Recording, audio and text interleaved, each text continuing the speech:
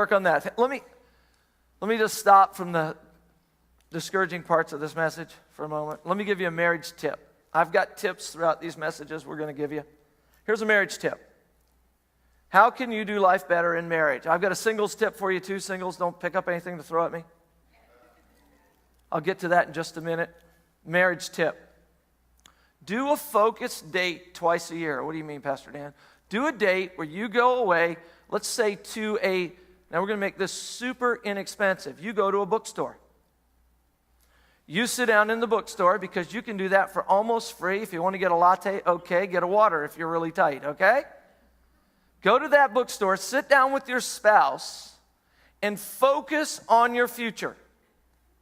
Sit down with them, focus on your future, talk about your goals for the year. Actually sit down. See, I don't think vacations, they can be spontaneous every once in a while, but they're better planned.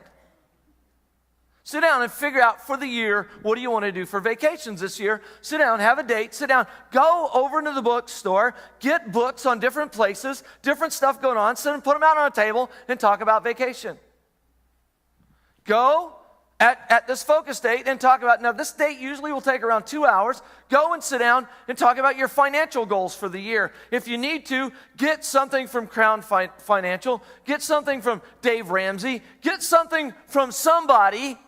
Don't do this just on your own financially. Get some help. You can do that in most bookstores. If you need to, go to the library and do your date.